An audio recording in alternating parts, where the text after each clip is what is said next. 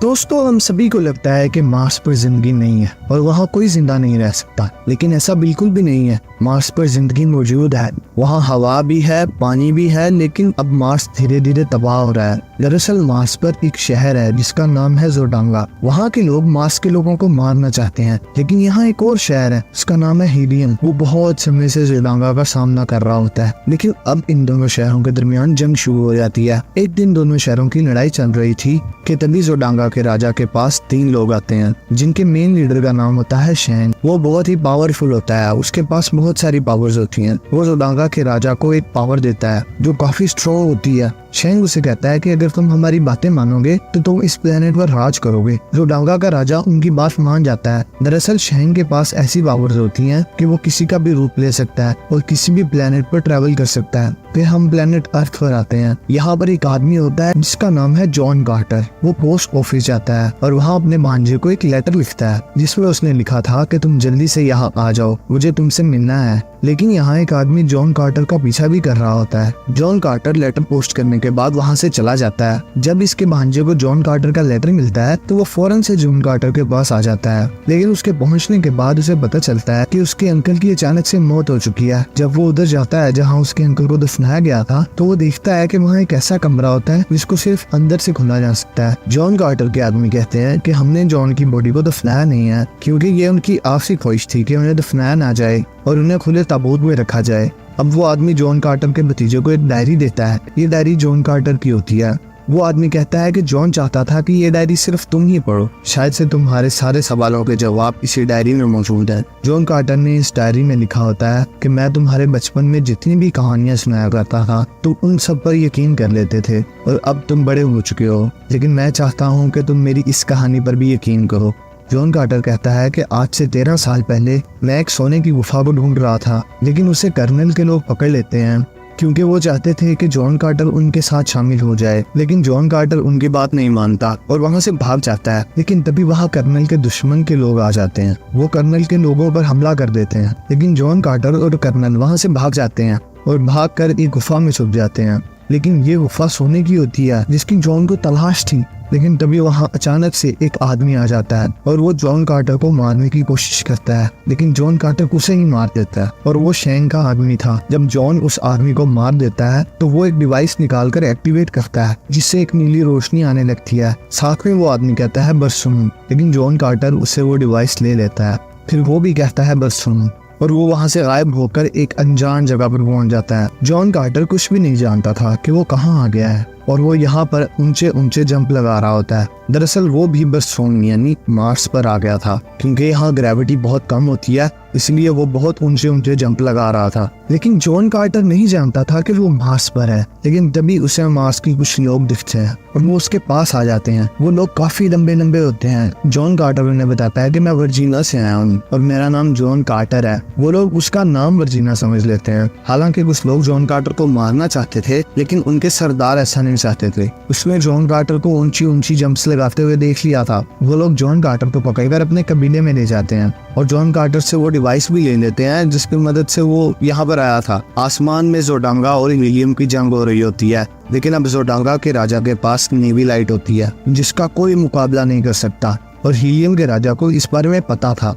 जोडांगा के राजा विलियम के राजा से कहते हैं कि मैं तुम्हारी बेटी से शादी करना चाहता हूँ, इसके बदले में मैं तुम्हारे शहर को कोई नुकसान नहीं पहुंचाऊंगा। अब हीलियम के राजा के पास और कोई रास्ता नहीं था, इसीलिए वो उसकी बात मान जाता है। लेकिन राजा की बेटी इस बात पर राजी नहीं थी, इसीलिए वो यहाँ से भाग रही होती है और नीचे से तरकश का कबीला जहाँ जॉन कार्टर भी होता है राजा की बेटी को भागते हुए देख रहे थे। वो चाहते थे कि ये दोनों आपस में लड़कर तबाह हो जाएं ताकि हम मार्स पर राज करें। राजा की बेटी भागते हुए जहाज से गिरने ही वाली होती है कि जॉन कार्टर ये देख लेता है और ऊंची ऊंची जंप्स मारकर राजा की बेटी को बचा लेता है। लेकिन जोडांगा का राजा ये देख लेता है और वो जॉन कार्टर को मारने वाला था, लेकिन शेंग उसे ऐसा करने से रोक देता है और वो कहता है कि मुझे ये आदमी जिंदा चाहिए। जोडांगा का राजा जॉन कार्टर को पकड़ने ही वाला होता है कि नीचे से तरकश लोग उन पर हमला कर देते हैं। इसीलिए जोडांगा के लोग वहाँ से अपने जहाज को लेकर भाग जाते हैं। तरकश के लोग काफी खुश होते हैं कि उन्होंने जोडांगा को हरा दिया। अब तरकश चाहते थे कि जॉन कार्टर उनकी तरफ से लड़े। जॉन साफ साफ मना कर कर देता है। वो कहते हैं कि अगर तुम हमारे लिए ना लड़े तो हम उस लड़की को मार देंगे जो कि हीलियम की राजकुमारी है। इसीलिए जॉन कार्टर उनकी बात मान जाता है। राजकुमारी जॉन कार्टर से पूछती है, आखिर तुम इतना ऊंचा कैसे कूद लेते हो? जॉन कार्टर कहता है कि इस बारे में तो मैं भी नहीं जानता, मैं तो एक सोने की गुफा में था, मुझे बस वो मिल जाए। फिर यहाँ जॉन कार्टर को राजकुमारी से पता लगता है कि वो प्लेनेट अर्थ पर नहीं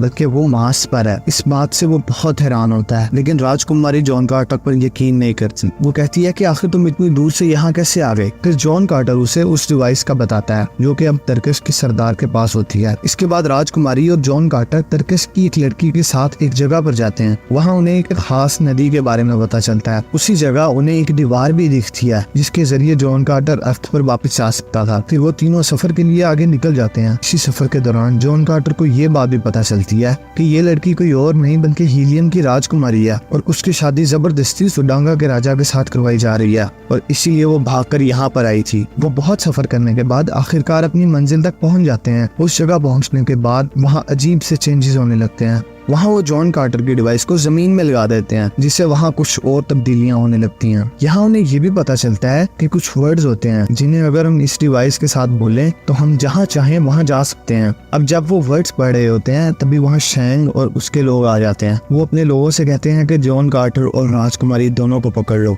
राजकुमारी को पकड़ लिया जाता है और वापस हीलियम भेज दिया जाता है और साथ में जॉन कार्टर को भी पकड़ लिया जाता है, लेकिन उनकी तीसरी साथी वहीं छुप जाती है जिसकी वजह से वो बच गई थी। इसके बाद महल में राजकुमारी जॉन कार्टर को बुलाती है और जब उसे पता चलता है कि राजकुमारी जोडांगा के राजा के साथ शादी कर रही है तो वो बहुत हैरान होता है। जॉन कार्टर पूछता है कि आखिर तुम ऐसा क्यों कर रही हो? राजकुमारी कहती है कि तुम हमारे लिए लड़ना नहीं चाहते और अपने प्लेनेट पर वापस जाना चाहते हो, इसीलिए मेरे लिए भी यही सही होगा कि जोडांगा के राजा से शादी कर लूं। वो जॉन कार्टर को उसकी डिवाइस देती है जिसकी मदद से वो यहाँ आया था। अब राजकुमारी भी वो वर्ड जानती थी जिनके जरिए वो वापस अर्थ पर जा सकता है। फिर वो जॉन कार्टर के हाथ में वो डिवाइस रखती है और कहती है कि मेरे साथ इन वर्ड्स को बोलो, लेकिन तभी वहाँ जोडांगा के राजा आ जाते हैं और वो वहाँ जॉन कार्टर को नहीं देखते क्योंकि वो जंप लगाकर दीवार के ऊपर चढ़ गया था। फिर जब सभी लोग चले जाते हैं तब वो नीचे आ जाता है, लेकिन उसके सामने एक औरत होती है। दरअसल वो औरत कोई और नहीं बल्कि शैंग होता है। उसने अपना रूप बदल लिया था। शैंग अपनी नेवलाइट से जॉन कार्टर को अपने कंट्रोल में करना चाहता है और वो इसमें कामयाब भी हो जाता है। साथ में वो उस लाइट को उसकी बॉडी में भी डाल देता है जिसकी वजह से अब वो ना ही भाग सकता था और ना ही कुछ कर सकता था। शैंग उसे कहता है कि ग्रेविटी की वजह से तुम्हारी पावर्स बहुत बढ़ गई हैं। वो कहता है कि असल में मैं एग्जिस्ट ही नहीं करता और इस राज को छुपाने के लिए हमें बहुत मेहनत करनी पड़ती है। शैंग एक बुरी औरत का रूप लेकर जॉन कार्टर को उधर से ले जाता है। यहाँ जोडांगा के राजा और हीलियम की राजकुमारी शादी के लिए जा रहे होते हैं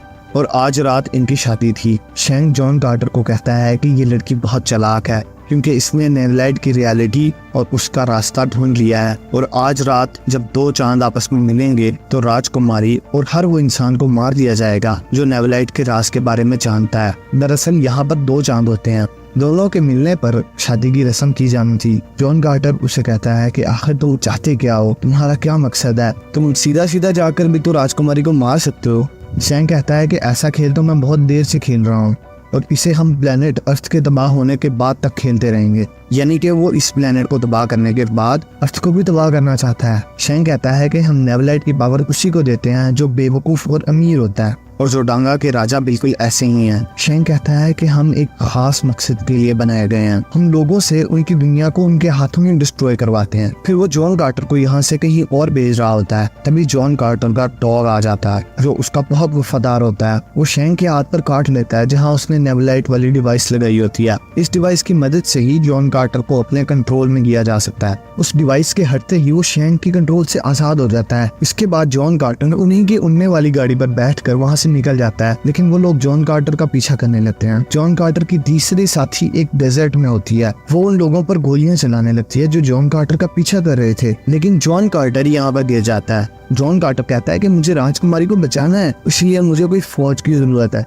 फिर जॉन कार्टर तर्कश के पास चला जाता है जहाँ उसे कैद कर लिया जाता है क्योंकि तर्कश के पुराने सरदार को भी कैद कर लिया गया था और ये तर्कश का नया सरदार है जो धोखे से सरदार बना है और ये जॉन कार्टर को बिल्कुल भी नहीं पसंद करता था और इसे मारना चाहता है। लेकिन जो तर्कश का पुराना सरदार है उसे जॉन कार्टर पर यकीन था कि वही अब हमें बचाएगा। इसके बाद जॉन कार्टर और तर्कश के पुराने सरदार को एक जानवर के सामने छोड़ दिया जाता है, लेकिन जॉन कार्टर उस जानवर को मार देता है और साथ में वो तर्कश के सरदार को भी मार देता है जो कि धोखे से तर्कश टर्किश का राजा बना था। फिर टर्किश के पुराने वाले सरदार को दोबारा से सरदार बना दिया जाता है। लेकिन अब जॉन कार्टर राजकुमारी को बचाना चाहता था। आज उनकी शादी थी, मगर शादी की रस्म स्टार्ट होने से पहले ही जॉन वहाँ पहुंच जाता है और वो राजकुमारी से कहता है कि ये साजिश है। असल में जोडांगा के लोगों ने हीलियम को घेर लिया है और शादी की रस्म होते ही वो हीलियम पर हमला कर देंगे। अब जोडांगा का राजा अपनी तलवार निकाल लेता है और वहाँ पर जंग शुरू हो जाती है और हीलियम का साथ देने के लिए टर्किश लोग भी वहाँ आ जाते हैं और ये दोनों एक होकर जोडांगा का मुकाबला करने लगते हैं। फिर जॉन कार्टर जोडांगा के राजा को भी मार देता है, लेकिन शैंग राजकुमारी का रूप लेकर वहाँ आ जाता है और राजकुमारी पर तलवार रख देता है। तभी राजकुमारी उससे वो डिवाइस छीन लेती है जिससे वो नेबलाइट को कंट्रोल कर रहा होता है और वो उसे निकाल कर फेंक देती है। लेकिन शैंग उस डिवाइस को दोबारा ले लेता है। इससे पहले कि जॉन कार्टर उसे मारता, वो डिवाइस की मदद से वहाँ से गायब हो जाता है। इसके बाद राजकुमारी और जॉन कार्टर की शादी हो जाती है और उसी रात वहाँ शैंग अपना रूप बदल कर आ जाता है। वो जॉन कार्टर पर हाथ रखकर वो वर्ड्स बोलता है जिसकी मदद से वो प्लेनेट अर्थ पर वापस चला जाएगा और फिर जॉन कार्टर प्लेनेट अर्थ पर वापस चला जाता है और जब उसकी आँख खुलती है तो वो उसी सोने की गुफा में होता है